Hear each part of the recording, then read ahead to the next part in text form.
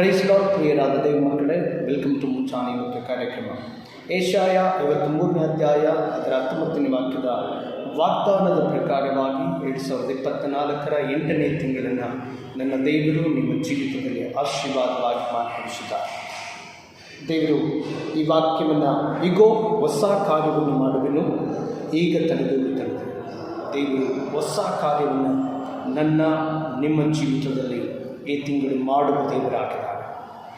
ದೇವರಿಗೆ ನಮ್ಮ ಜೀವಿತವನ್ನು ಅರ್ಪಿಸಿಕೊಳ್ಳೋಣ. ಇನ್ನೂ ಆತನನ್ನು ಉತ್ತಮವಾದ ರೀತಿಯಲ್ಲಿ ಪ್ರೀತಿಸೋಣ, ಸ್ತುತಿಸೋಣ, ಘನಪಡಿಸೋಣ, ಆರಾಧಿಸೋಣ. ಆತನು ಖಂಡಿತವಾಗಿ ನಂಬಿಗಸ್ತನಾದ ದೇವರು ನಮ್ಮ ನಿಮ್ಮ ಜೀವಿತದಲ್ಲಿ ಹೊಸ ಕಾರ್ಯ, ನೀವಿಲ್ಲಿಯವರೆಗೆ ನೋಡದೇ ಇರುವಂಥ ಶ್ರೇಷ್ಠವಾದ ಆಶೀರ್ವಾದದ ಕಾರ್ಯ ದೇವರು ಮಾಡುವ ದೇವರಾಗಿದ್ದಾನೆ. ಅದರ ಮೂಲಕವಾಗಿ ತನ್ನ ನಾಮನ ದೇವರು ಮಹಿಮೆಪಡಿಸಿಕೊಳ್ತಾನೆ. ದೇವರಿಗೆ ಆಶೀರ್ವದಿಸಲಿ. God bless you.